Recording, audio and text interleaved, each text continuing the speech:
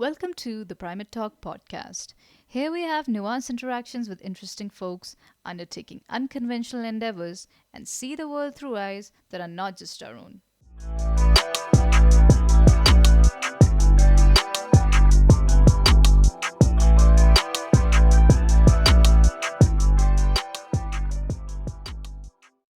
In the seventh episode of the Primate Talk podcast, we went beyond our friend circle and had a talk with Khaja Muhammad Omar, a freelance fitness trainer and nutrition consultant from the city of Hyderabad.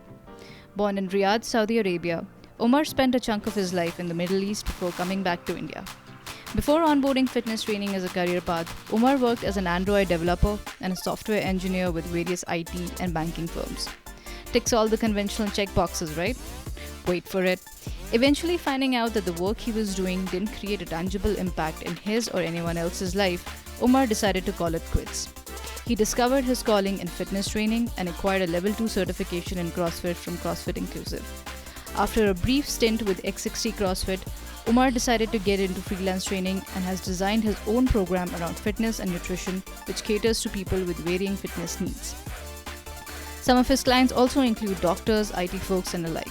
You can check out his YouTube channel, Moving Omar, where he posts home workouts to help people get stronger, healthier, and happier.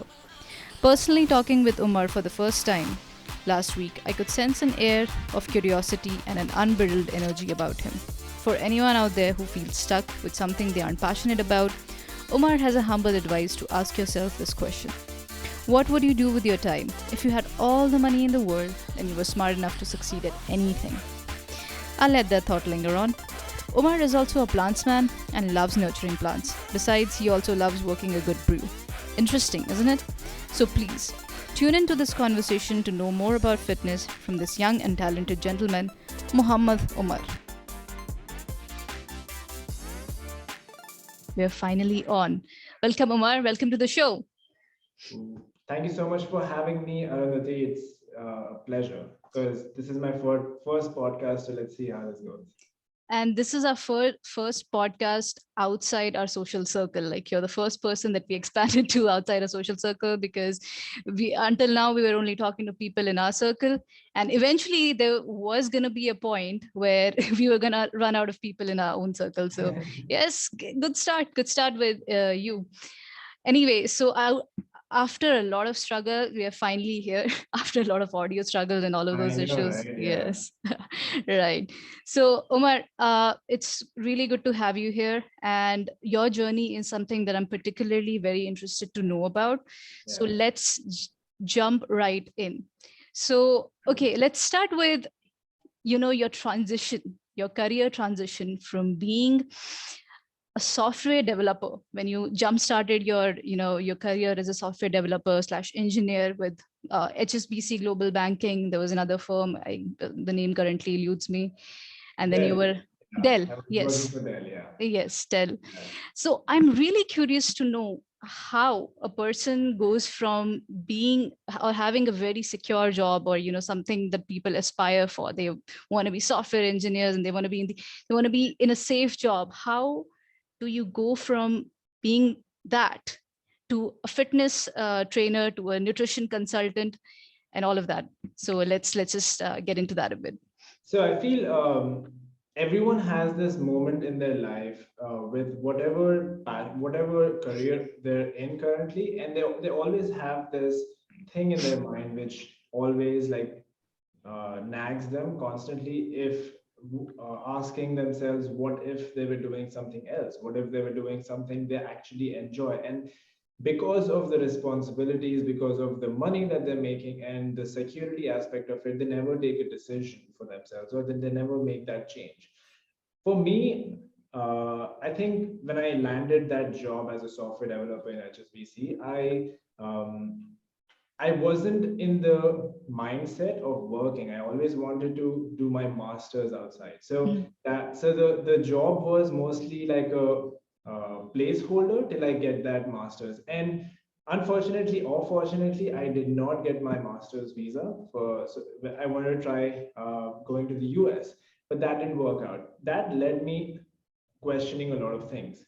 I wanted to ask myself if this really what I want to do. And then after 2 years into it, I had a point in my life where I thought that if I don't take a decision right now, I'm not going to be able to take one later on, because once you're in it after like 3 to 4 years, you're pretty deep into the Yes. IT hub, And so after 2 years, I decided to just quit randomly. Spoke to my parents about it. They were okay with it. They were kind of confused, but they had a little bit of trust in me to let me take a decision on my own. And I quit my job abruptly. And I had a break in between where I had like 3 months of just time to just think about what I wanted to do. And in that time, like I mentioned earlier, I started working for Dell sales. This was a very Uh-huh. different shift of job from what I was used to. I was basically coding, and then suddenly I started sales, and this was a Mm-hmm. graveyard shift. So even cracking the interview was funny because that guy was completely confused about why I wanted to switch my jobs. But the only reason I wanted to do that was to get some exposure in sales. I had no clue what I wanted to do still. I knew that I had some interest in fitness because I played basketball in college. So I was fit. And after working for 2 years for HSBC, I realized that my physique started changing in just 2 years. It was surprising because I've never had a physique like that. I was always lean, I was always athletic. And then 2 years of having that 9 to 5 job kind of like, and it's not 9 to 5, it's 9 to 6, more 9 to 7 sometimes. And yeah, so that was that turning point in my life where I wanted to like do something about it. And after even working for Dell for 3 months, I realized that that was the point where I knew for sure that I did not want to work for someone in a cubicle. So that is when I quit from Dell as well. And then I started working on my fitness, and that is how it started. I started training myself, learning, and then that kind of like that's the whole shift that happened. So, okay, you quit your job. You have 3 months or 4 months to think about what you want to do, and you start with fitness. You see that your body has changed completely with the kind of shift and the kind of work schedule that you had. Yeah. Now, taking a leap, or what prompted you to be like, I want to be a fitness trainer? Because getting into fitness is a different thing, being fit, changing yourself, but then being like, okay, out of 100 options, I want to be a fitness trainer. What led you to that? Was there a trigger point or anything that Oh uh, yeah, led absolutely. you to take this So decision? during the time when I was completely free, what I used to do was I enrolled myself at this gym. It was a conventional gym. There were no trainers over there. And I started training. I started working out all the routines that I used to do back in college. I would do calisthenics, like mostly body Mhm. weight training, nothing to do with weights. And I don't know who and from where I got this habit of listening to podcasts from, but I started listening to Gary Vaynerchuk. Ah, yeah. Yeah, so I was listening to his podcast, kind of motivated me into doing stuff out of the box. And there was one episode where he talks about if you have a passion for something, you have to find someone who is the best in the city where you stay in, or some if you don't live in a city where there are people like that, find a place where the best are there and become their right hand. Like literally go there, work for them for free, tell them how you can help them out, and just that is what led me to like so that this is what I did. The next thing after listening to the podcast, I googled top gyms in Hyderabad, Hmm. and the first two were Gold's Gym and X60 CrossFit. I reached out to both of them on Instagram, sent them an email, and Gold's Gym being like a more conventional gym and like a chain, they didn't respond. Hmm. But X60 CrossFit, the owner of X60 CrossFit, Rishikesh, responded. He said, "Please come over, let's have a chat." And the guy, so Rishi is like a very different, he has a different mindset. So even though he knew that I did not have the experience, I did not have the knowledge to be a trainer, he was like, I want you to show up every day for the next 3 days, just observe. So CrossFit is a functional training, like a gym where they do group sessions. You have like 10 to 15 people in a group, and there's a coach who takes the session. So he Right. asked me to walk in the morning, work out yourself, and just shadow the coaches, whatever they're doing. We'll talk after 3 days. That's it. He didn't ask me to join. He didn't ask me what experience I had. And after 3 days of being there, I knew for sure that this is something which I wanted to learn, and this is what I wanted to do. And After those 3 days, we had a conversation, and he knew that I was jobless. So I think that was one of the best things, or like, because you need someone who actually is into it. So Mhm. after 3 4 days, I told him that, hey, I don't have a job. If you could give me an internship, that would be great. And for the next 2 to 3 months, I was interning there as a receptionist. And my job was not to train people, because I didn't know how to train people. And all I had to do was, whoever walked into the gym, I had to explain what CrossFit is, why people do it, and how the whole process goes. So that was basically like how it started for me. Right. So, for people who do not know about CrossFit, or maybe who are just beginning to get into it, you explain that okay, you have a trainer, you have 10 to 15 people, and they do some kind of exercises. So, what are some of the things or exercises that are covered in CrossFit? If you could Yeah. get into specifics just a bit. Yeah. So CrossFit is basically so the fundamental movements. The reason why they call fundamental movements is because the movements that you do on your day-to-day life, like air squats, is similar to sitting down on a chair. Deadlift is picking up something heavy off the floor, like a rice bag or your kid, and Mhm. putting something on a shelf, that is a shoulder press. So there are all these movements that you do on a day-to-day basis, which has been accommodated, or they've so CrossFit is basically it's a program where um, they pick movements from different sports, and Right. they basically help you in your general physical preparedness. So Mhm. they want you to be good at everything that you do. So if suppose you are chased by a dog on the road, you should be able to run for your life.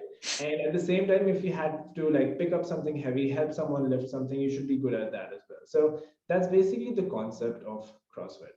And in a CrossFit gym, you'll find a trainer who will help you out with the movements. And then mostly the most common movements that you find over there are like gymnastics. So in gymnastics, you have your air squats, pull-ups, push-ups, and weightlifting. And in weightlifting, you have powerlifting, which is your bench press, deadlift, and squat. And Mhm. then you have Olympic lifts as well. So these are like different sports where they pick up movements from, and then they create a workout program to make it interesting. Right, right. So, is there any? Is it from what I hear, everyone can do it, but is there a specific niche that it caters to? Is there a specific group of people that it caters to, or it's just open for everyone? So there is no that's the best part about CrossFit. Anybody can just join the CrossFit gym and start training, because Mhm. every exercise is scalable. So you might find, when you enter the gym, you might find someone with about 10 years of experience training. He could be lifting 100 kgs on a back squat. But Mhm. for someone who's joining in for the first time, they start with just air squat or with the PVC. So PVC is like a simple, like lightweight, just to practice the movement. So the coach is experienced, and they are certified in scaling movements down based on the individual. So that is the best part. So while I was training at X60 CrossFit, I've had sessions where I had someone who was 45, 50 years old, and I had someone who were 17 years old as well. So they were Right. like that was the like range of, like, you can find different people in a CrossFit gym. So really no age bar there. No, no. But in case like there would be some difference in terms of people. For example, so for someone who's above 50, whose Mhm. body mobility has sort of decreased a bit, and there are problems in their joints, and I hear a lot from my own family members. Yeah. So is there any sort of difficulty that you face in terms of training them in general, or even a fundamental thing like learning a basic Yeah. movement as compared to people who are young, who are whose cognitive development is taking place, so they learn at a faster rate? So do you see any differences also in terms of recovery? So if you get injured, then Yeah. what is the could you get into the specifics of the differences that you face with these age groups? For sure. So whenever you have like age group that wide, like the difference is so wide. So there are definitely like categories. So if you have like say 10 people, and you might find 5 people who are used to all the movements, they've been training with you for a while, and these people are say from 25 to 35 age. And you sometimes you come across like 1 or 2 people who are in their 45 plus age. and definitely their movement patterns will be way different from when compared to others. But as a coach, like this is what I was taught, and how you scale things down is first you start with complete body weight exercises, and the workout remains the same. It's just the movement pattern and range of motion changes Yeah. drastically. Mm-hmm. So if someone's doing an air squat by going below parallel, so they start with just like half squats, maybe just by going to parallel, and see how their response is, and scaling things down that way. So that kind of Okay. depends upon the coach and his experience on how he makes it. Right, Yeah, right. So yeah, this is one of the things that I didn't know about the CrossFit program. yeah, And this is quite interesting that you get everything, you take everything and you scale it down according to people's needs and their, yeah, age groups and their mobility or sort of fitness movement patterns. I'm sorry. yeah. So that is something to really talk about or even take up. So what are the categories? Okay, I see one is CrossFit. What is the alternative? Are there other categories to this, or how are the There's program? mostly like one session. There are no categories as such. Mhm.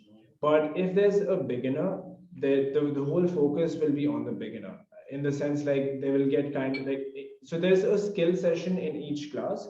So before you even begin, there's a skill session where everyone is taught the skill once again. And based on how they are in their experience with fitness, they're kind of given that kind of attention during the training. And sometimes you'll have like a second coach in the class who will help the people who are kind of like slow on learning a little bit.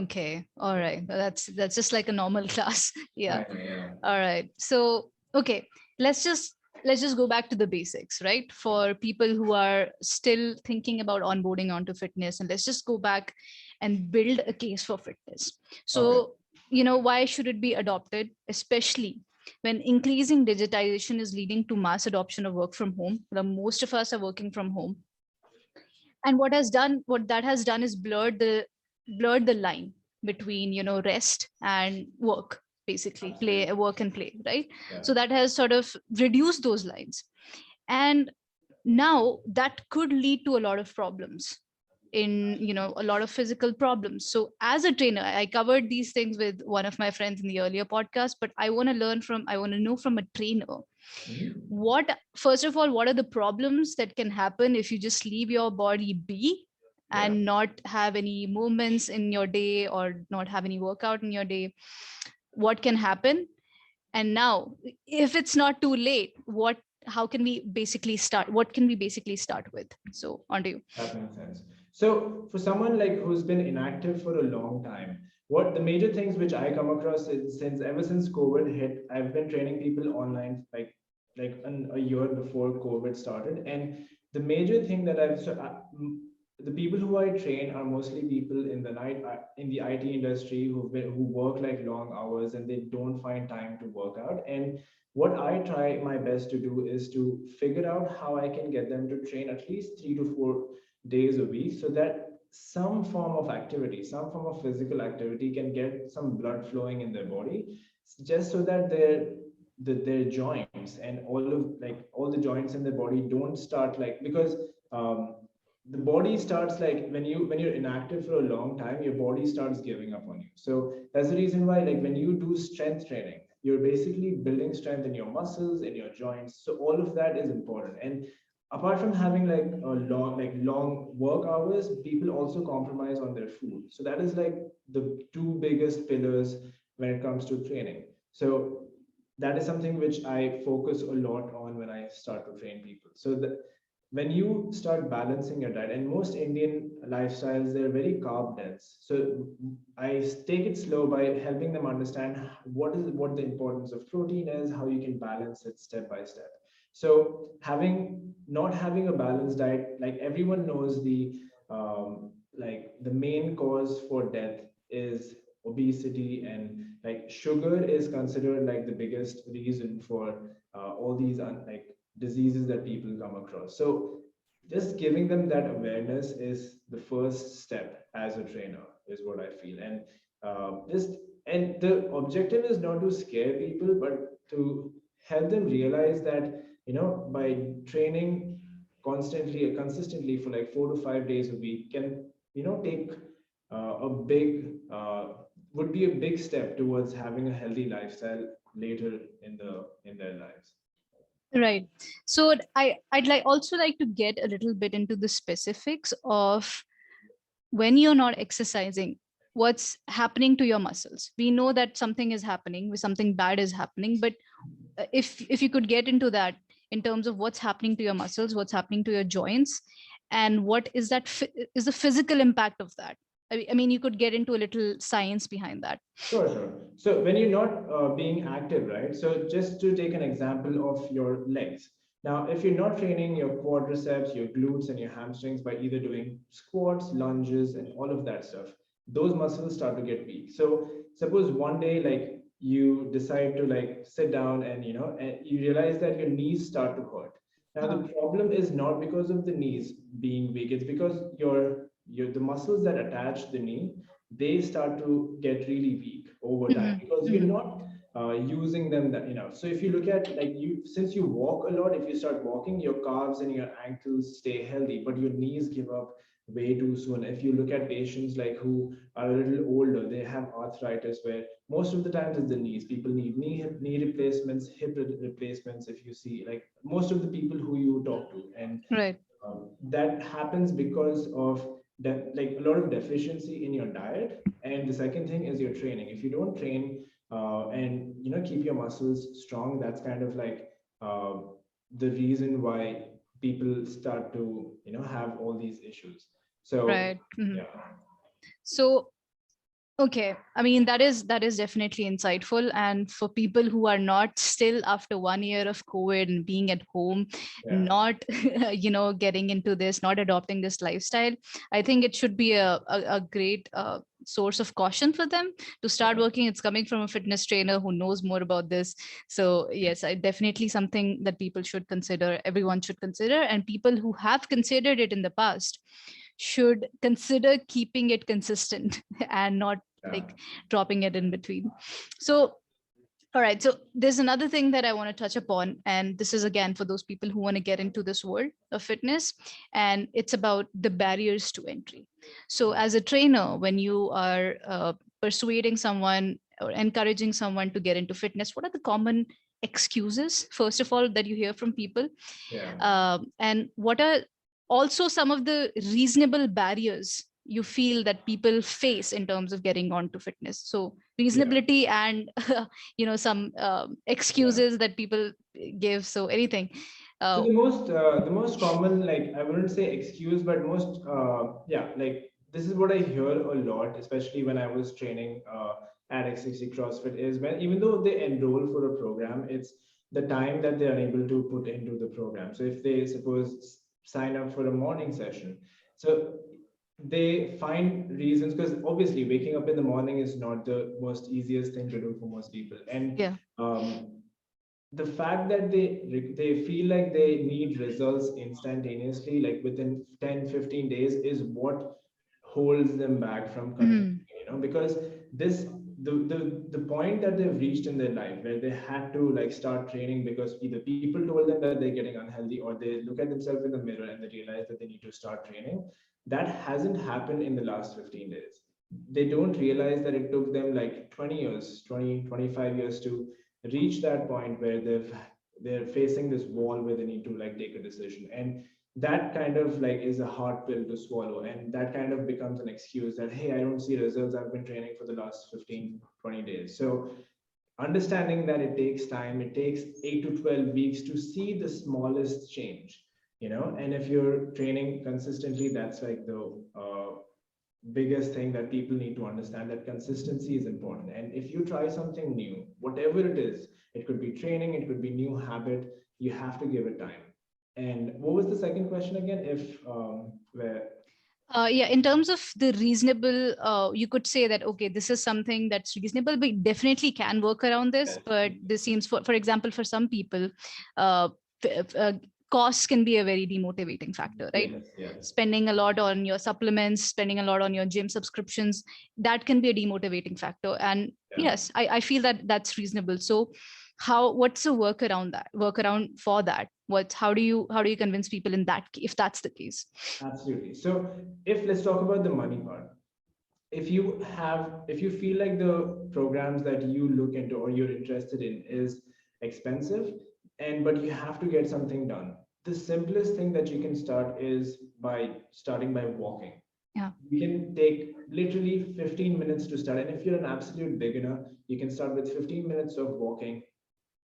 Every week you can add 5 minutes to your walking, and that walking could lead to jogging slowly, and building that up and eventually starting to run like say 250 meters, where you feel comfortable with where you're at, and you keep progressively adding whatever you've been doing. So that is one thing I would recommend. You start with something which does not cost, like, there's no cost in like cycling. You don't have to pay any. If you can borrow a cycle from a friend, you can start with cycling. If you can walk, you can walk. Those are some things which you can do. Now the second thing is, um, if you are someone who really wants to start, but then you look at these gyms and then they charge say 7,000 rupees per month, but you have to go there 5 days a week, but your work doesn't allow you to do that. It is absolutely fine to negotiate and ask for like 2 or 3 days of 3 days per week, so that you know that okay, if you start with 1 or 2 days, even that is a big win, because you're not used to training 7 days a week. And starting with one day, most people they want to jump into it too fast. They're like, okay, if I'm going to start, I'm going to be like 7 days a week, I'm going to work out, and if they miss one day, they literally like beat themselves up for not doing it. So my biggest recommendation is to take it slow. Start with one day per week. If you're a complete beginner, that'll be a big thing. Start next week and start with 2 days per week, and that is the whole idea, because this thing will take time. These habits will take time to build. So I would recommend, if someone is like difficult to, if there's someone who cannot motivate themselves that often, find a partner and start training slow and steadily. So yeah, Yes. there's some things which I would recommend someone who genuinely wants to do it, but because of barriers they can't do it. Yes, I feel they also get intimidated a bit by what's being done in a gym, or what the sort of picture that's shown on either Instagram or on TV or any other place, where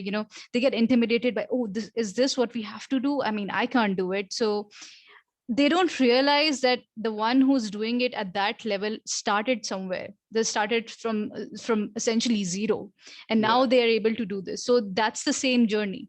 And I think making that easier, or making that process look easier, is a job of a trainer, which, yes, I think they should put their trust on. uh, Absolutely. to the point of to the point of time, right? When people say that they don't find the time, I Yeah. mean, I think you're a good person to talk to regarding that, because you said that with your program, your specific niche, or the group of people that you train, are these people who are really busy. So your doctors, your IT people, IT folks, all of these people who are really busy. So if you can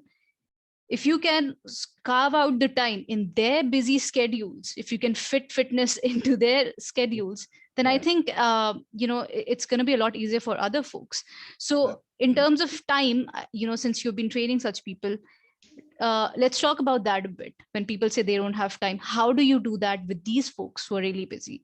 that makes So sense. yeah. So there are two categories of people, Arundhati. So there are people who are highly motivated and they just need a program to follow. For Hmm. them, the program that I have is they train 5 days per week with Thursdays and Sundays as rest. And each session is no longer than 60 minutes. So Hmm. you have a warm up, you have a strength workout, a conditioning workout, and then a cool down session. So the Hmm. strength workout consists of movements that are slower in pace with more rest, whereas your conditioning workout is going to be slightly faster in pace, which gets your heart rate up and builds your stamina. So that's a 60-minute session. For someone, if I'm working with someone who has very less time, they tell me, hey Omar, I only have 30 minutes I can spend, and what do you have for me? So what I tell them is, okay, days when you have only 30 minutes, you do the warm up, you do 2 rounds of the strength workout, you do 2 rounds of the conditioning workout, do the cool down, you're done in 30 minutes. Or you wake up in the morning, you feel like you want to do a strength workout, fine, do the warm up, do the strength workout, and then you finish it with the cool down. Similarly, if you feel like getting a sweat in, if you want to do a fast paced workout, then skip the strength workout and then do the conditioning. And sometimes it is okay to miss the workout, I do not give them a hard time for missing a workout, because it is totally fine. Life happens, I miss workouts too. So just building that feeling in their heart that if they miss a workout, it is not a fail, it's still a win. Because this is what I learned recently, is that even when you miss a workout, ask yourself, what is it that you did instead of the workout? Maybe you must have spent some time with your family. Maybe you got some work done which got you an appreciation at work. So that is still considered as a win. Mm. So that's like a big thing which I try to incorporate in people, that it's not do or die. You Yes. can slowly get that into your routine. So yeah, that is what I would recommend. And if they still don't have time, even 25 minutes, 30 minutes, I would ask them to go for a walk. Mhm. Take a break from work, go for a 10-minute walk. That is still more than enough, to start something. Right. So that's really interesting, because what you're trying to essentially do is you're simplifying fitness for people who do not get the time, right? Yes. And that is something very insightful to look at. Now, I would also like to get into people who are really busy, and like you said, the people, the kind of people that you're training. Now, is there a way that people can sort of incorporate those very basic movements into their entire routine? For example, if you're a busy person but you still go to the loo, you still pee, you still get up to Yeah. get up and have a break. So for example, you design some cues into Mhm. that, and be Yeah. like, okay, every time I'm going to pee, I'm going to do a pull up. Yeah. Right, that's just an example. Maybe you don't have a pull up Yeah. bar, but Yeah. that's just an That example. makes sense. Yeah. Yeah. So that's something which is like a very good thing which you brought up, because I remember this one time where one of my clients, she had a project that was due, and she did not have even like 5 minutes to just spare for anything. Like Right. even food is something which she had in front of the desk. So what I would tell her was, set up a timer for like half an hour or 1 hour. Timer every 1 hour, you stand up and just do 10 air squats. That's Hmm. it. Hmm. Because when you sit down for long hours, like there's a lot going on in your body. Your hips start to get really stiff, your knees start uh, to get stiff, and just by standing up and doing air squats will help you pump blood to your lower body, which will not only hmm. help you with like strength, it will also help you with your mobility. So that is something which I would recommend, like doing air squats. Now if you want to switch it up, if you know that your entire week is going to be busy, you can alternate with between upper body and lower body. So say Monday you're working on your squats, you're working on your lunges. Tuesday you could do something upper body, you could do push-ups, you could do pull-ups like you mentioned. Day three, you could do skipping. If you have a jump rope, every 1 hour, give yourself like 100 skips, And similarly, you could pick Thursday as a core day. You could do crunches every 1 hour. So that if you build it up, so suppose if you're working for 8 hours and then you just do 10 sit-ups every hour, that's 80 sit-ups at the end of the day. So Right. that's that's the whole magic or like beauty about compounding. You just like keep building Hmm. on top of. Yeah. Yeah, no wonder it's a seventh wonder, if eighth wonder, seventh wonder, Yeah. compounding of, yeah. Yes. Okay, no, but this is interesting. Why? Because I think I get a feeling that people do not want to spend time with fitness during their days, is because maybe they are thinking that you have to dedicate a large portion of your time for fitness. But Yeah. you don't even have to do that. You just have to, like we discussed, you have to set up cues. Every 10 minutes you get up, you do some push-ups or whatever you can do. You can incorporate that in patches of your day. You do not need to dedicate a part of your day entirely. So Absolutely. I think that simplifies it well for them as well. Absolutely. Yeah. Right. So so this was about time. The other thing was about cost, maybe, right? So we Yes. discussed about that at length. Now, if someone wants to set up a small their own personal gym at their home, what is the basic equipment that is not that costly? Some basic equipment that's powerful Yeah. yet not costly, that they can buy maybe, and they can start with that, maybe Okay. that. Yeah. That's beautiful that you brought that up, because ever since like COVID hit, like it's been a year and a half since we Yes. all had to Huh. like stay indoors. Yeah. Even I've switched my workouts to indoor workouts, because uh, I've been training at the gym for 3 years now, and imagine like it's like a big shift. Hmm. So if someone for the simplest, like if someone's at a beginner level and they really want to start, the first thing that I would recommend is to get a skipping rope Yeah. or a speed rope. This is something which is very simple. We've all done it growing up. And if you have never tried it, this is the best time to learn how to skip. The second equipment is for a little bit between beginner and intermediate is to get lightweight dumbbells.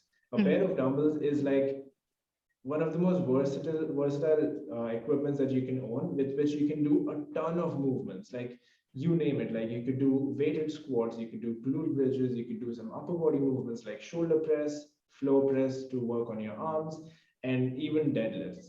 So that's the second one. The third one is a resistance band. So a Yeah. resistance band is one of the most like fun movements that you can do for your lower body, especially. Mhm. There are a lot of like monster walks that you can do, and to activate your glutes and your hamstrings. Amazing. That's the third one. The fourth one is a pull-up bar, like you mentioned earlier. That is something which I would recommend for someone who um, is into fitness and who wants to start working on either their hanging knee raises or their pull-ups. A lot of like gymnastic movements involved Mhm. with that. So these are like the four equipments that I would highly recommend someone Right. looking for themselves. No, that's wonderful because that will sort of lower that at least that barrier for them, and they can Absolutely. start anytime. This is good. This is good because I myself set up my own personal gym, bought a pair of dumbbells, and it was not at all costly. And I What can do you get, have in your gym? so I have a kettlebell, and it didn't cost me more than, like, I think it just cost me 700. So 5 kg kettlebell. Mhm. Yeah. And from Amazon. Then I have these 5 kgs dumbbell, a pair of dumbbells. Yeah. I don't remember how much that cost me, but definitely not a lot. Yeah. And I have a, like you said, resistance band, that Amazing. 2.5 kg plate. I don't know exactly what it's called, but it's a plate. It's a 2.5 Yeah. kg plate. Yeah. And I have a skipping rope. So I think Okay, you that, basically covered most of the things. yeah, so that is really helpful because at the end of the workout, I feel very empowered. So Yeah. yeah, and it was not at all costly. I bought them at the spaces of at several spaces of time, but then definitely That really uh helps. Like didn't really. simulating equipment Yes. instead of like most people they do this. I've seen people do this during the lockdown. They invest everything into equipment, and then they have this beautiful home gym, but then they end up like feeling demotivated because they're not training, Yeah. because they're not used to training. So I feel like taking it slow, like, okay, maybe starting with a pair of dumbbells, Yeah. okay, working out for at least 2 weeks with that, and then feeling confident that, okay, I'm doing good, then investing in another one, taking Yes. it slow can also be like a really good motivating factor. That was really helpful actually, and it didn't even cost me much. So I think everyone can do that. So it's not really rocket science, but you just Yeah. need to know what works for you the best, and then you need to know when can you, or when you can adjust it, or buy something according to your budget without like totally taking it Yeah, getting off. it. So that's a very interesting discussion on like how people can actually work around or do a workaround around these problems that people usually face. Is Yeah. one, your costs, your time, and third that I would like to get into is like, okay, someone could have all of these. They do not face a problem with cost, they do not face a problem with time, the motivation levels, or to just to get them to do it even Yeah. when they're having everything. So let's get into that a bit. So this is what I recommend someone who has everything but they lack motivation is a to either find a partner who they can Mm, rely on, someone who they feel comfortable with, that okay, if because sometimes it's easy, like everyone goes through this, like it's easy to convince yourself not to do something, but if there's someone else involved, if you are the person who feels like really anxious when you have to let someone else down, you push yourself a little more. It's kind of and if it's your friend, it works really well, and you guys motivate each other. Second thing which I would recommend is getting a coach, because most of the time what happens is if you have a full blown, like you have a good equipment, like you have all the equipment, you have the time, it's always good to have a program, someone who can keep you accountable, to see, because sometimes if like I've always had a teacher for everything new I learned, and that person was someone who I looked up to, someone who I didn't want to let down. So that feeling can really help you motivate, and like, and if you have the right coach who motivates you in the right way, encourages you the right way, and it just makes you feel even better, you know. Mm-hmm. Yeah. So that is something which I think is a good Right. support. That's no, that's definitely there. And I can vouch for that because you know for me specifically, whenever I used to go to the gym with my brother, I was like, yes, every day I would be really excited, and when Yeah. there's someone with you, you know, you Absolutely. feel like you feel more encouraged to get out there. Yeah. But when you're alone, sometimes you can just, you know, and even when you sometimes, you know, give yourself excuses for like for some particular day, for some reason you don't want to go there, the other person can definitely be like, no, you just have to get up, we promise to each other. Yeah. Yeah. So no, that's very interesting. Now, all right, I think we have covered barriers to entry, and thank you, Omar. Like this was really insightful discussion on barriers to entry. So people out there, there is nothing that's stopping you. Yeah. Yeah, get started. Anyway, so now let's move on to, you're also a nutrition consultant, right? Yeah. So okay, let's begin by discussing a bit about the role of nutrition in optimizing for fitness, right? So you know, for example, you could get a bit into the role of macro and micronutrients Yeah. into, you know, your fitness, uh, your meal plan or whatever that is. I'm Yeah. sorry, I do not know the exact Yeah. words, but could you get into that a bit? Oh yeah, for sure. So, like I mentioned, like there are four pillars which I would say, or like three pillars which are really important for you to have like a healthy lifestyle. The first one is movement, which we spoke about in depth.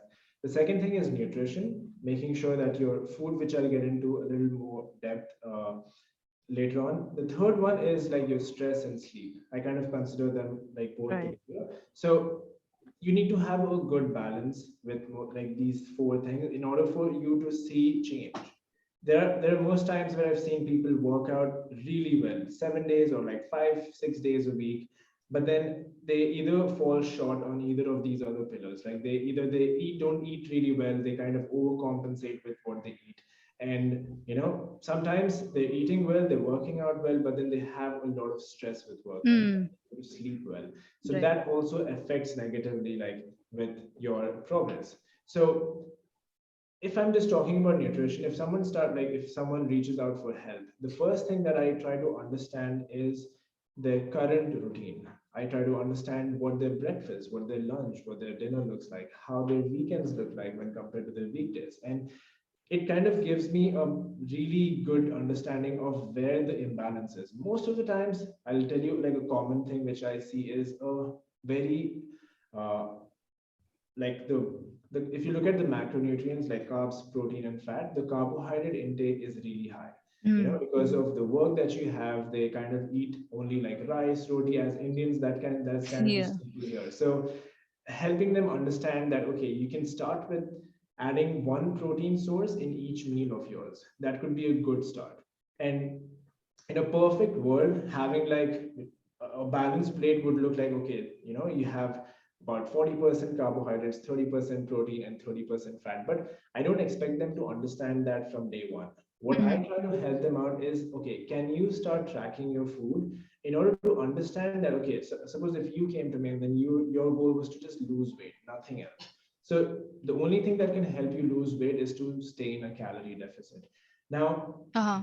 the first step that I help you with is to start tracking your food. So I Mm, use MyFitnessPal, which is like a very recognized app to track food, track your calories. So whatever you eat, you weigh it and then you add it on MyFitnessPal. And the end of the day, it'll tell you how many calories you consume. So if you had to consume 1500 calories, you have, so if like your daily energy expenditure is 1500, in order for you to lose weight, you'll have to be in a calorie deficit. So that'll be around 1200 to 1300 okay. on a consistent basis. So that is priority number one, to track your food. Priority number two is to get your protein in your food. Mm, So making sure that you increase your protein slowly and steadily, because I know people are not used to eating protein. So helping them understand what food sources are the best fit for them.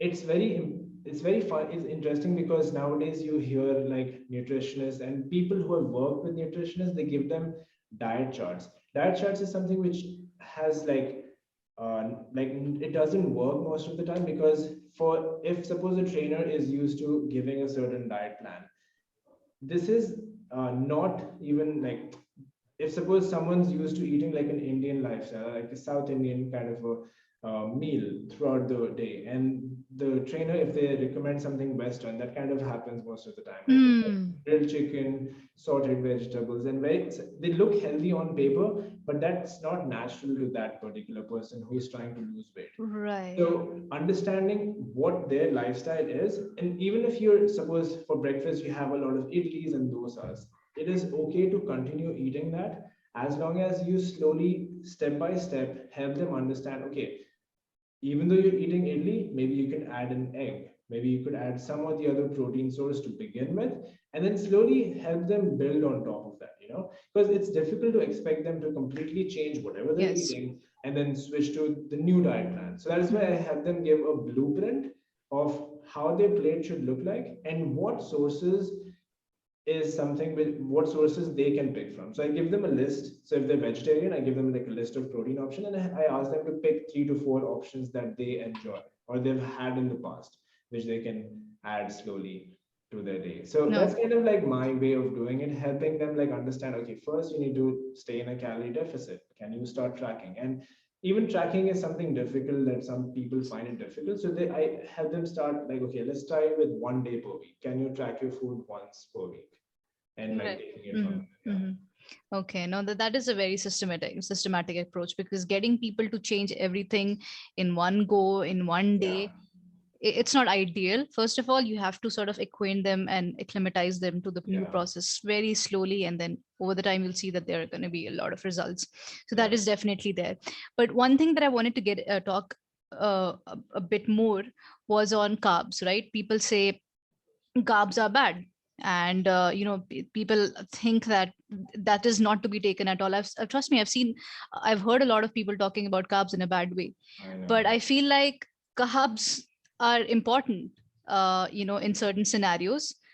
And now, for example, if you take it excessively, one of the things that I want to get into is what is happening to your body when you're taking carbs, and what is the harm that it's doing to your body.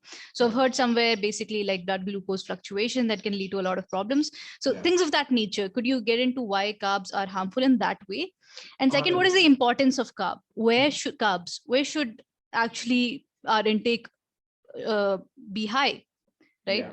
Yeah, Yeah. all of those things. So like even I've heard a lot of people shame carbohydrates a lot, and Yes. it kind of like becomes a part of their marketing strategy. For someone Hmm. who's trying to sell their product or service, they kind of like pick one thing which people can get on board with easily. That is why they either shame carbohydrates. Sometimes you find them shaming fats, even though those are not like really like 100% true. The reason why people like would do that, shame carbohydrates, is because yes, when you eat a lot of carbohydrates, like you mentioned, the glucose level in your body goes up, Hmm. and that is the source of energy in your body. If your body does not spend that kind of energy, that is stored as fat in your body, in like very loose terms, Simple terms, yeah. in simple terms. But if you do not consume carbs on the other side of the spectrum, you find yourself with very less energy. You don't have the energy to get your work done. You don't have energy to walk around or play with your kids. You basically are starving yourself from carbohydrates, and like those that you basically like holding yourself back from the main energy source that your body needs. So finding a balance in between that is what basically I try to teach people. Not to go towards the extremes. Like keto diet is something which you also hear a lot about, which is a wonderful diet. Like if somebody wants to try keto diet, I definitely like would be like definitely going to give it a shot. But it is something which is an extreme diet, something which you would try if. So this is what I was reading about, and keto diet is practiced by doctors Mm. for cancer patients. That is a very effective diet which helps them with the whole process. So you don't normal people like us who have a 9 to 5 job, who just want to like have a healthy lifestyle. They don't have to practice extreme methods. If you just start with Hmm. balancing your diet to begin with, instead of having extreme carbohydrates, balancing it with right amount of protein and fat, that would be a good place to start. Yeah. Right. No, that's definitely there. Yeah, for all those people who've been shaming carbohydrates, shame on you. Learn the facts, get your facts straight. Yeah. Right. Okay. So one of the other thing that is also talked a lot about is how sugar is ultimate poison. Essentially, that's what they Yeah. relate it to, equate it with. So salt and sugar, that's what a lot of people have started talking about, and their role in your health or health issues. Yeah. So could you get into that also a little bit? Yeah. So with sugar, right? Sugar is something which I consider is present in like a lot of foods that, like, again, like it's everything that we eat is converted to glucose, and Hmm. sugar is one of those foods that has the highest conversion. Like the glycemic index is the highest amount. So if you are trying to get the highest amount of calories in the easiest way possible, sugar is the way to go. Mhm. But the reason why people shame sugar so much is because of the consequences that they have. And the products that we consume, they put in a lot of sugar in it without people like aware. Like even though like they do mention it in the nutrition labels of, suppose if you pick like Pepsi or Coca-Cola, so the amount of sugar that is that product has on it's way more than what you would consume on a daily basis. So Oh.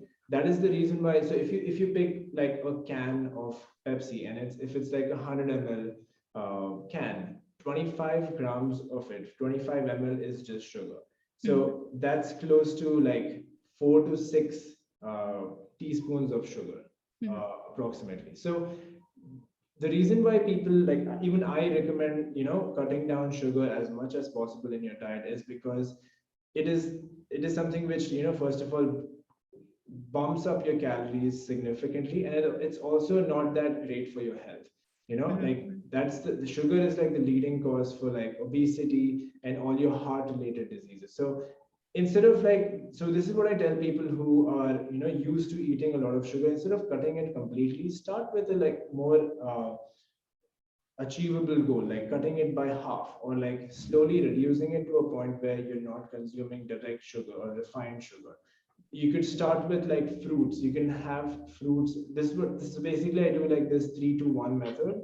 So for someone who's trying to get started, so three is basically 3 bottles of water per day, two fruits a day, and 1 bowl of salad. So this is, so for someone who's like really busy, someone who does not have the time to do anything, we can start with like these 3 things. That would be the best.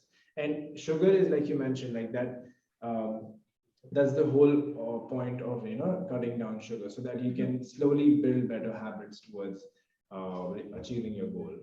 Right, right. And the second one was salts. There seems to be a lot of hate towards salt as well. Yeah. So what is that all about? So the main reason why people, like, they again, like, they shame salt is because of the sodium content. Uh-huh. So the only reason is that when you eat a lot of sodium, right, like, it holds a lot of water weight in your body. Yep. So that also like helps you like feel that you're heavier, and that kind of like like stops people from like feeling good about themselves, or even like anything in moderation is like the best way to go, even for sodium. Yeah. Yes, yes. And I'm sure that we can get into a lot of detail on that, but let's Yeah. just keep the scope of the discussion to basics for now so that people don't get intimidated by this talk. They can Yeah. definitely start with something achievable and something simple to start with. Mhm. Um, all right. So one of the other stuff that is very important, like you mentioned, was besides your nutrition, besides your movement, is your rest and recovery.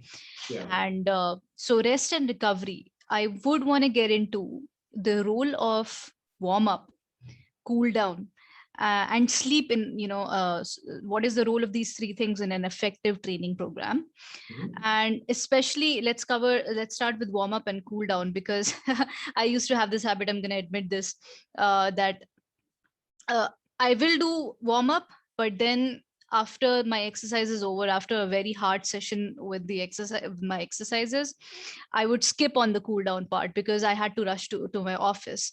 Got it. So that would all every day almost the trainer would pick me up the next day and be like, "आपने cool down नहीं किया, कल आपने वो नहीं किया, you didn't Yeah, uh, basically do stretches and all of those things." makes sense. Yeah, So I want you to emphasize on that as well because I have faced problems with that. But I want you to yeah, emphasize as a trainer on the role of these two things yeah. in your exercise program.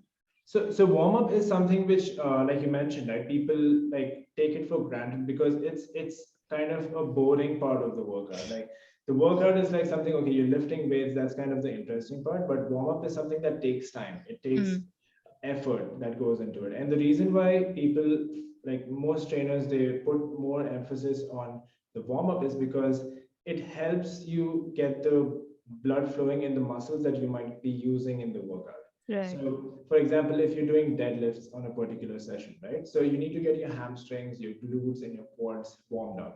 Mm, So having like a specific warm up just for your lower body is really important. So in order for you to, because what happens is if suppose you're someone who lifts heavy and if you jump into the workout directly without warm up, you might, so the muscles are in a state which is like, you can call it like cold, like the body is cold. It's not, cold. you don't have Mm, like blood flowing in your muscles. So it might, people might end up injured. mhm, So mhm. I might have to take a break because I'm Sure, really sweating. Yeah. sure. I'll just pause Yeah. the video. So sorry. Off you go. Yeah.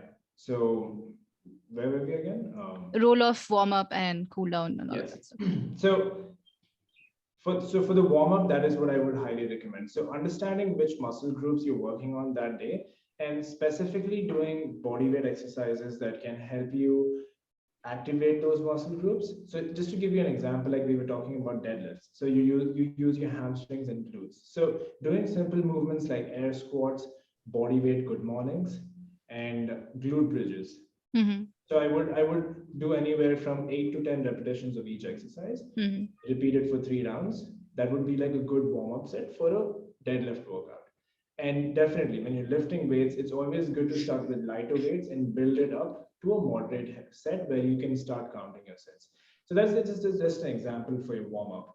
And for cool down, the reason why it's important to do a cool down session is because it reduces post-workout soreness. So uh-huh. when you do like any like deadlifts, for example, so doing like standing forward fold, anything like just to stretch those muscles like your hamstrings and your glutes can really help you the next day. Because most reasons why people like skip workouts or like skip training is because the soreness is so the muscle soreness is so significant that they decide to just skip the workout. But when you continue to work out, the muscle soreness like goes down. You must have experienced like over the Mm-hmm. period of time. So those are the two important things to know about like warm up and cool down.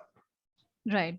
Yeah. And then the other thing would be rest, basically. Yes. So what's the role of this is something that I'm really fascinated with, and I keep on discussing it also, but I would like to speak about it at a length and discuss it at length. The role of sleep, or basic essentially rest, or rest days even, Yes. in your program. Absolutely. So rest days, according to the like most common rest days that you will find is either a 3 days on, 1 day off, 2 days on, 1 day off. So you'll be working Monday, Tuesday, Wednesdays, and then Thursday you take a break from working out, and then you do say Friday, Saturday, and then you take Sunday off. Or you could be doing 5 days in a row, so Monday to Friday, and then you take 2 days off. It depends upon your style of training as well. So if you're into strength and conditioning, that is what I specify in. So this is the most easier way to do it is like for a beginner is the 3 days on, 1 day off, then 2 days on, 1 day off. So that's Okay. kind of a structure which I follow. And the reason why we need rest days is because when you are using your muscles to train, you're basically breaking your muscle fibers. And in order for it to repair, in order for you to get stronger, you need to give it rest for it to rebuild. That's Mm-hmm. where the whole concept of eating more protein comes into picture. Protein helps you with muscle synthesis. So helping you rebuild those muscles will happen when you give it rest. Mm-hmm. So I would highly recommend, like, if someone's like trying to build a program for themselves, so splitting the muscle groups during the week is important. So having like a lower body focus day on Monday, and then on Tuesday you could have like a push session for your upper body, and then you keep switching it between upper and lower and push and pull movements. So just to give you an example of push and pull, like having like doing bench press or push-ups, like those are push movements, and pull movements are like doing pull-ups or bent over rows. So Right. they use different muscle fibers, even though they're both upper body movements. That kind of like helps you with the recovery. Now, if you're talking about that basically covers the rest days. And if you're talking about rest when it comes to sleep, you must have heard about this, about where you should try to get 7 to 8 hours of sleep every night in A order. lot. Yeah. Yeah, so that is kind of like, it's difficult, especially with the kind of work that people Mm. have been doing. So starting with like half an hour increments of either trying to go to bed a little early or trying to wake up at the same time. So most people, they, even though they like sleep really late, they even wake up late. So that kind Mm. of like doesn't help with the recovery, because you don't have the best sleep when the sun is up, because there's a lot Mm. of disturbance going around. So what I would highly recommend people do is, like, if they have certain tasks that they end up doing late at the night when they're completely fatigued, their brain is fatigued, it's better to like take that 1.5 hour off from the work that you do at night and put it at the early morning time. So that's like something which I learned from Casey Neistat. He's like this really famous YouTuber, Uh-huh. and yeah. So what he does is he picks those last couple of hours of the day, and then he puts it at the early, like the starting of the day. So that Oh. kind of like, because Mm. when you wake up, that's the most fresh, and like your brain's like really active at that time, so you can get a lot of work done. So 7 to 8 hours of sleep is something which is really important for someone Right. who's training, who's trying to get there. Yes, and I've heard that proper sleep also helps you get your circadian rhythm right. Yes. Basically rising up with the sun and sleeping with it, basically, and Yeah. that can balance a lot of things for you if you are in sync with that rhythm. Yeah. So yes, that definitely something to consider. Uh, Now we've covered rest and recovery. We have covered warm up and cool down. One particularly interesting topic is your injuries. And needless to say, if you're new to the world, or even if you're an experienced trainer, or someone who's been training for a long time, Yeah. there is going to be a day when your mind is somewhere else, you're careless, maybe you're being careless, or you did something out of your adrenaline rush and you got yourself injured. So Yes. first, let's get around the misconceptions about dealing with those injuries that are most prevalent, and how can people sort of solve for that, basically. 100%. So I think, like, the biggest thing that people feel is that injuries are scary. Like, they're definitely scary, they seem scary, but it is completely normal. People who don't work out also get injured. If you do not know how to walk, you can enjoy yourself walking. Yeah. People give me a reason for not training, like we discussed. I hear that people get injured a lot, that's why I don't want to train. So Hmm. that's one of the biggest excuses I see. But if someone doesn't know how to do what they're doing, that is when they get injured. And even like, so people, like, the moment they get injured, they have this negative feeling about training all of a sudden. So this is what I recommend people doing, is to learn about what corrective exercises. So corrective exercises basically movements that you can do, or most of the time. So let's take an example for like a knee injury. So suppose if you have pain in your knee, right? So most of the times it's not because of the knee, it's because of the muscles that connect the knee that Hmm. get stiff. So Hmm. using a foam roller, simple tools like using a foam roller or lacrosse ball, which is like hard tennis, and rolling those muscles, researching about it, and then doing simple movements like simple corrective exercises can help you fix those pain areas. That's what physiotherapists and prehab clinics, that is what they help you with. So injuries are common. Everyone goes through, even though someone who's not training, if someone's just picking their kid up, they can catch their back. It's Hmm. as simple as that. So there are movements like these, like that you can do, that you can perform, that can help you build strength back. So a lot of people who I work with, they like they sometimes they either might have a bad posture at work, Hmm. or they might have picked up something heavy which they weren't supposed to, and they catch their back. And first thing that you can do is assess the pain, how they feel about it, and if by giving it some time, most people they give it too much time of rest and they immediately get back to training Yes. usually where they left off, and then they again hurt themselves. So what I would personally recommend is starting slow. If suppose you hurt your lower body, I would start training your upper body. You don't have to stop training completely. You can start Hmm. doing movements that do not hurt that particular muscle group. So if air squats and lunges are really painful when you do them, like for the knees, I would recommend starting with good mornings and something that doesn't really push the knee. You can do monster walks like we discussed about, like resistance bands. So there are a lot of movements that you can do, which can help you build those muscles, by not hurting those knees, hurting those muscle groups further. So I would definitely recommend, starting with that. So it's first thing is like, yeah, you got to consult someone who is a specialist, reach out to a physiotherapist instead of like, immediately, trying to fix it yourself, or, yeah, something like that. So basically assessing the degree of the injury Yeah. and reaching out to someone and sort of go for these corrective exercises.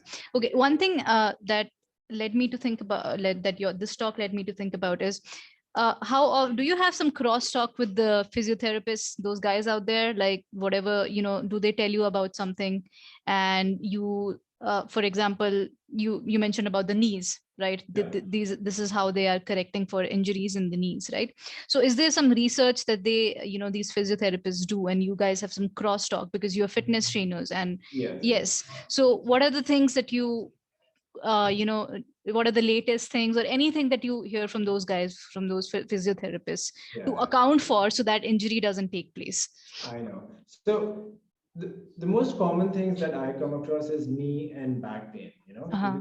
Shoulder is also something which you see, but not as much as these two. So whenever, like, I personally talk to someone who's a physiotherapist, so it's really interesting because most trainers, they try to fix things themselves, and it's always good to like understand from their point of view, because they're really like working with the client, and then they Yes. really know what's going on. So getting insight from them is really important in order to like structure your training the right way, because you cannot continue to have the same workout program when dealing with an injury. Yeah. So understanding what the physiotherapist is asking them to do, and then planning your workouts as a coach around that helps a lot. So they might be doing similar movements, which so I've like learned a lot about corrective movements and how you could do simple like foam rolling and stuff to mostly the stiff muscles which you have.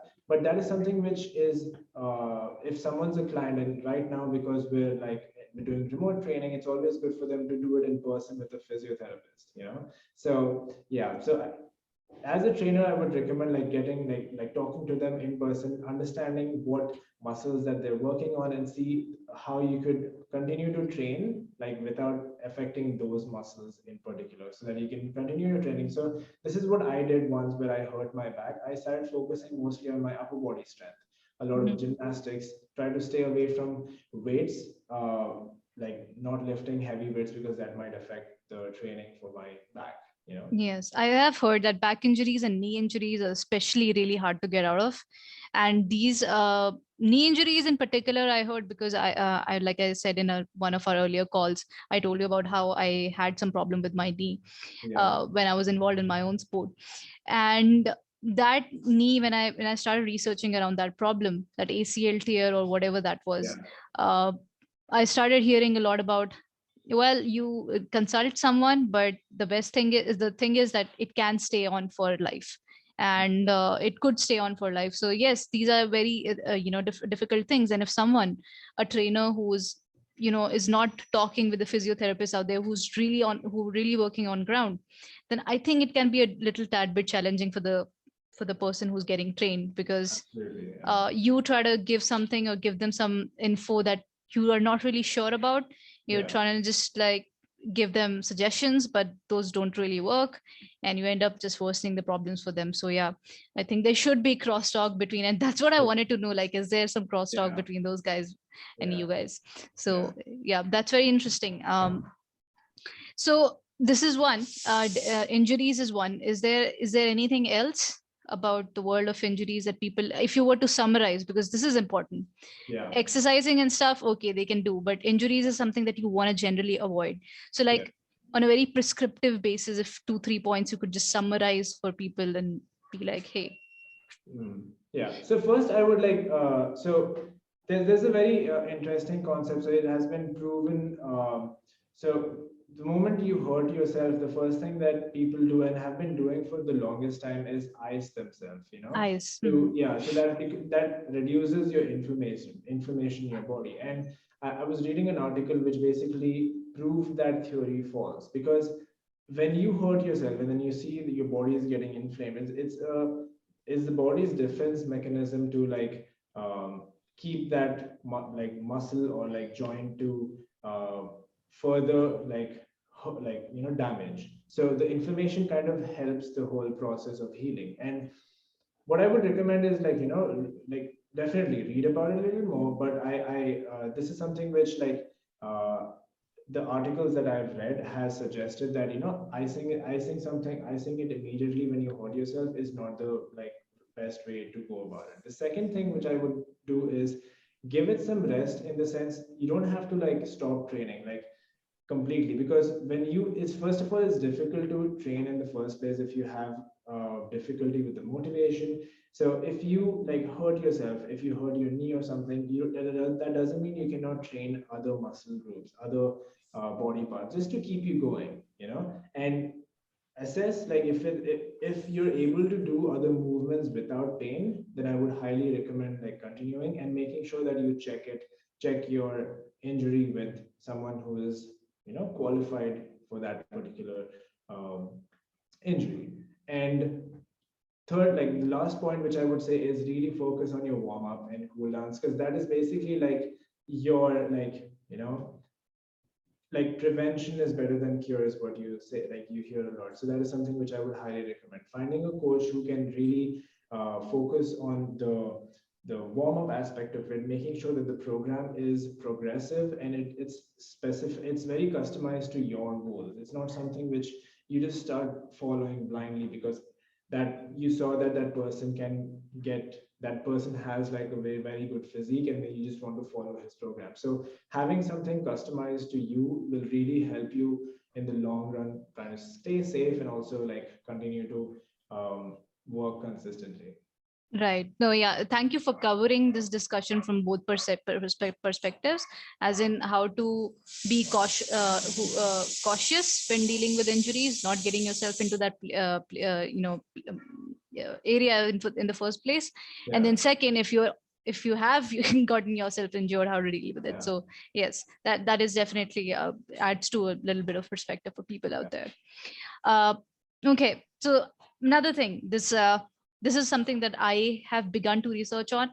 Didn't get the time, so I thought it's the best time to ask you the role of breathing while exercising, right?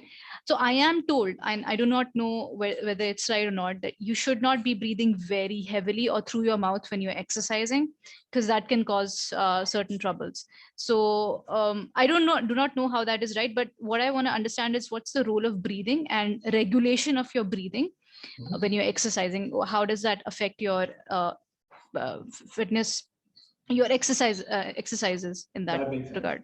So if you like, this is something which is very interesting for me as well, because even I was curious about it, because I wanted to know, because I heard like different point of views where okay, you're supposed to breathe only through your nose, or you're supposed to only breathe through your mouth. What is the right way to do it? And the funny thing is that so there's this guy called Marcus Philly. So he is an accomplished CrossFit Games athlete, and then he's also a nutritionist, and he has like a lot of years of experience with rehab and training. So what he mentions is that when you go for a run, and like by the nature of your body, you automatically start breathing through your mouth. It's because the requirement of oxygen in your body increases, and it cannot be fulfilled by just breathing through your nose. That's why automatically you start breathing through your mouth. It's like your body's way of getting more oxygen into your body. So Mm. if someone tells you like, okay, you cannot breathe through your mouth, you only breathe through your nose, your body will start like getting like, so your body won't get enough oxygen, because when you're running you're at a higher heart rate, like your heart rate Yeah. is up, and then so your body needs more oxygen, your muscles need more oxygen, so that's why you breathe heavy. So that's the whole point. So that's kind of like, I hope that kind of makes sense. So even when you're training hard, right, in order for you to achieve more in certain amount of time, having regulated breathing helps a lot, especially to keep your heart rate in control. So suppose if you're trying to find your fastest 1 kilometer race, 1 kilometer run, and if you're trying to really achieve a really close time, then having like a controlled breathing where you're having like a 2 second inhale, 2 second exhale can really help you control your heart rate in order to like, do more in less time, something like that. So Right. that is kind of like the whole breathing.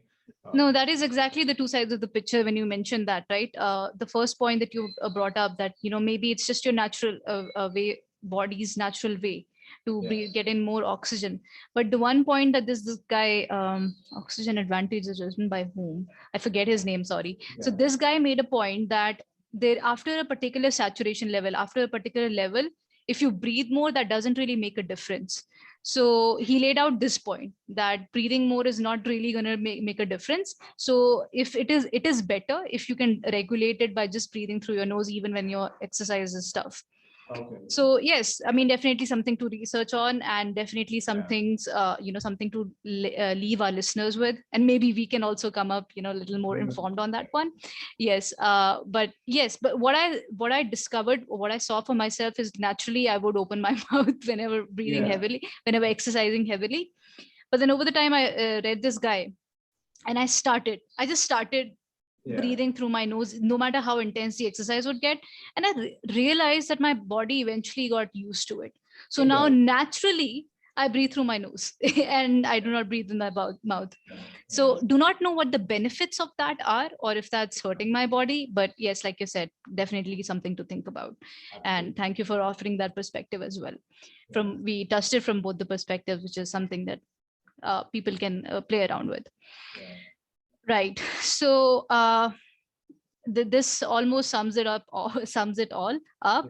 But one thing that the one additional stuff thing that I want to discuss is what are the latest technologies out there for people who are hardcore into fitness, right?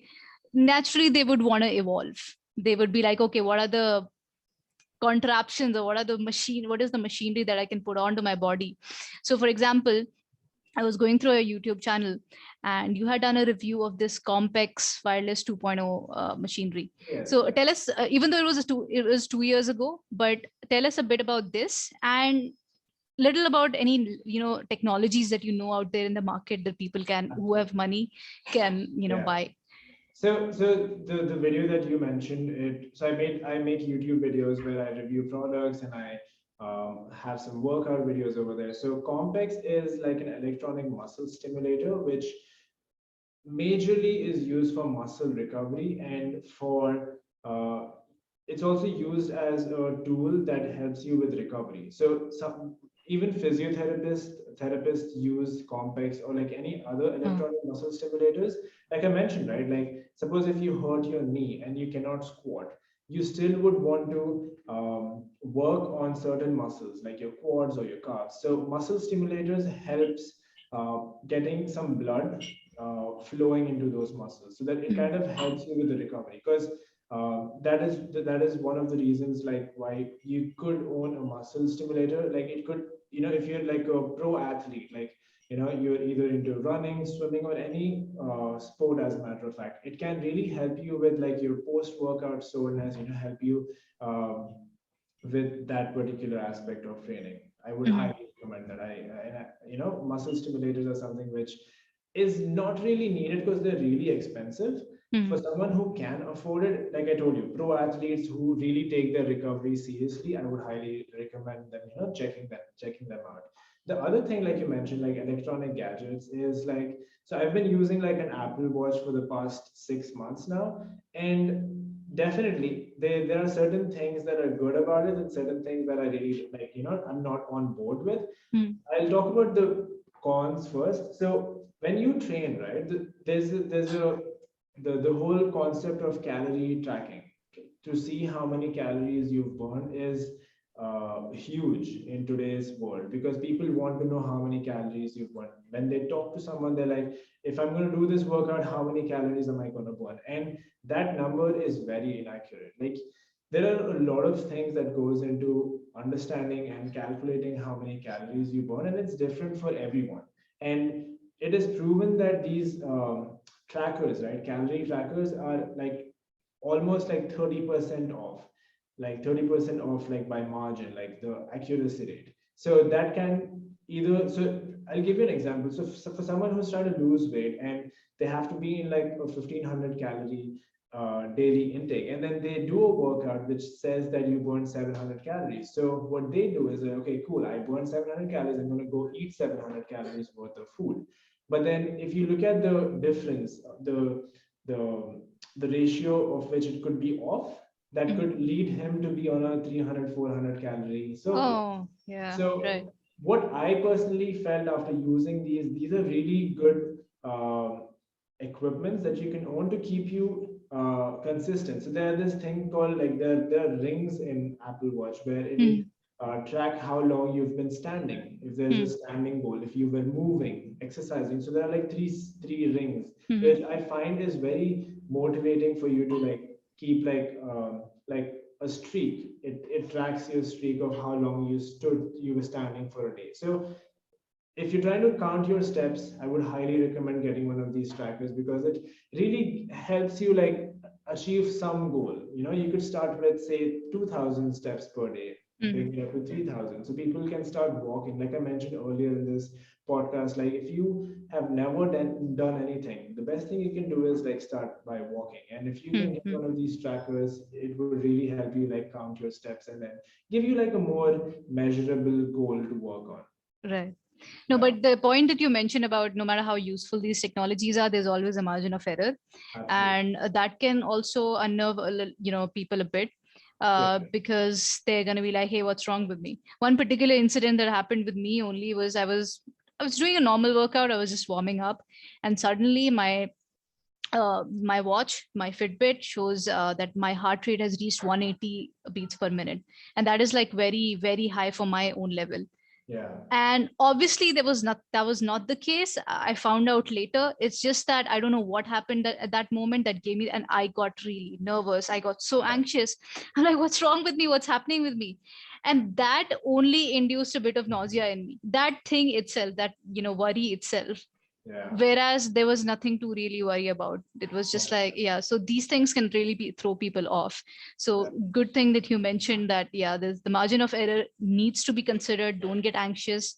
Yeah. Maybe get a blood test done, or maybe consult a doctor. Yeah. That's much more slightly better than this. Yeah. So yeah, that It is sounds definitely. like something that's which I feel is important is, like, if you're trying to like track calories and staying in a calorie deficit, I wouldn't consider the calories that you see on the watch. Don't Mm, consider it in the first place. Like, mhm. continue to eat what you're eating, like, and then like track whatever you eat, that you're tracking, because this could be like off by a big margin. So you wouldn't want to like depend on it, because you Mhm. might see results that are not something which you expect at the end of the day. No, that's great. Thank you for providing that insight. Yeah. Yes, and yes, definitely one point that I'd like to call out that you discussed or that you talked about is difference between the training routines of a pro athlete and a different and a normal person who's just getting started out and who just needs to induce a couple of moments in their routine. And people often start doing stuff that the pro athletes do. They start copying them, and that gets them into a lot of troubles that can cause like Yeah. other problems. So be aware of that. I've covered this in the last in my third podcast a bit about how it can induce inflammation and can be harmful for you if you work out at that intense of a level when you don't need to. That's So yes. So Umar, regarding the fitness thing, this entire talk that we had, if you were to sort of, because people, like prescriptions, they like things delivered to them in points, Yeah. right? So if you were to sort of summarize, if you were to want them to take a key takeaway from Right. this talk, what would those three or four things look like, right? So yeah. So, okay, so what I would like break it down is with the three pillars that we spoke about, right? So if you're looking at training and if you are a complete beginner, start with something easy, start with something that you enjoy doing. It doesn't have to be a particular workout routine. You could do any form of fitness, whether it is Zumba, it could be spinning, it could be cycling, running, whatever you enjoy. So ask yourself what you enjoy. And if you have no idea what you enjoy, do trial and error, try different Mm. formats of training, and then find whatever you like the most and which you feel that you can stay consistent with. Mhm. That's the first thing. Second thing, when it comes to nutrition, ask yourself if like I would recommend knowing a little bit about macronutrients and micronutrients, like learn what carbs, protein, and fat are, which food sources have those particular macros, and try to achieve balance in your diet. So most of the times people end up being in a very high calorie, like they eat a lot of calorie dense foods, like sorry, carbohydrate dense foods. So try to have balance, trying to start with like balancing your protein and getting your fat and your vegetables in place, starting continue eating whatever you're eating, just try to find some balance by either bringing the carbohydrates down, increasing the protein. So having a balanced diet helps a lot. And with sleep and stress, you know definitely there are certain things that are under your control, certain things that are not. Work stress is something you cannot control, Yes. but what you can control is maybe trying to go to bed early, or trying to Mhm. give yourself that 6 to 8 hour sleeping window, and making sure that you're not stressed, like missing out on sleep, because when you don't sleep well, your nutrition and your workouts get affected. So that's the one thing which I would kind of like summarize it. So start slow, start somewhere, and if you find yourself completely confused, find someone who can help you out. So like a teacher is always a good place to start, because if you're busy, if you cannot program your own workouts, find someone who can help you with that, help you with your nutrition. Right, right. Yeah. Also, you are a freelancer in the world of fitness, right? You have your Yeah. own programs. Talk a little bit about that, and what is something unique that you're trying to offer through your program. So I've been training people for over 4 years now, and over the past 2 years, I've started like my own business where I wouldn't call it like, so basically I became a freelance trainer. So I train people with like helping them with their customized workouts, and give them like a nutrition program that they can stick to, and both of these things are customized to that particular individual. So like we were talking about people having different professions, different Mhm. lifestyles, and having a workout program specific to them helps a lot. So that is what I do. I talk to them personally. I design a program that they can stick to, whether it is, if they have equipment, if they don't have equipment, if they have access to a full gym, anything, whatever equipments they have available, I design workouts around that. And yeah, even with your nutrition, everyone has a different challenge that they're having. So I've had people who had knowledge about everything. They even had experience tracking calories, but they hit a plateau. So in Mhm. order for me to understand why they hit a plateau was something which I helped them out with. So Mhm. it turned out that they were consuming more fat foods, which was actually getting them on a calorie surplus. That's the reason why they weren't like losing weight. So customizing it, talking to them in person, understanding what their challenge is, that is what basically like I help them out with. So yeah, that's So the basically, you make fitness achievable for people, achievable. and which is the need of the hour also, because with the increased digitization, like I mentioned, there is a complete influx of so much information onto the digital landscape. And people, the one most common thing that, before this podcast, I was trying to gauge the kind of things that I can ask you through people. So Yeah. one thing that I, came across a lot, I like heard a lot from people was we do not know where to start from, because it's so complex out there. There's so much information out there. A very few people are doing a good job at condensing that information and making fitness achievable, which I believe you're trying to do with your program. And this is what makes it unique, in a sense, that people are not doing. People are just inundated with so much information. And yes, so we need more people like you who can condense this and make it more achievable, make it more doable, so that people can live sustainable lives, sustainably healthy lives. So that is definitely Thank you so wonderful. much for saying that. That means a lot. Yes. uh, a little bit about your personal life. You also, I saw in the last 2 3 stories I've been noticing that you are a plants man. You love plants, and I can see it in your background as well. Yeah. So So I've had this obsession with plants like about 6 months ago. So my Hmm. mom has like she also has a I think you can call it a hobby. So I've Uh-huh. started like reading about it and see what plants you could actually keep at your place without killing them easily. So Uh-huh. yeah, so that's one of the things that I feel like has made me like a better person, because you have to understand. Even with plants, like there's so much that goes into it about how much water you're supposed to take, what kind of soil that you're supposed to use. Mhm. So and like it changes the way your apartment looks. Like it gives you a much, because I live by myself, so it's always fun to like have something that you can take care of. So I've Right. been doing that, and I'm also like, I love like coffee, the whole process of making Yes. coffee. And yeah, if you follow me on Instagram, you'll see a lot of like videos of me making coffee, Mhm. buying new plants all the time. So that's kind of like, yeah. Right, if I'm not doing fitness, yeah, you can see me making coffee or buying plants. Yeah. that Yeah. was that was really interesting, and I would like to get into, personally I would like to get into that a bit myself. Yeah. But I think, yes, we have had a pretty long, comprehensive, and interesting conversation around fitness.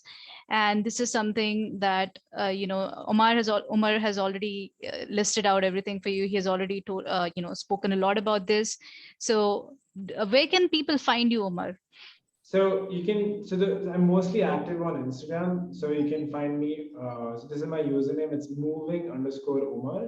So it's MOBING underscore OMER.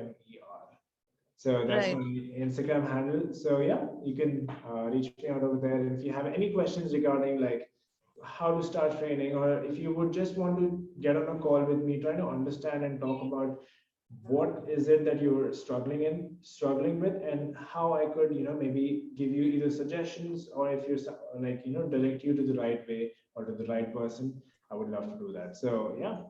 Thank you. Thank you so much for that, Omar. I really hope more and more people get onboarded onto your fitness program or fitness in general. And it was really lovely to have you. And it was lovely to know you, because it's only last week that we had a chat with each other, and, Yeah.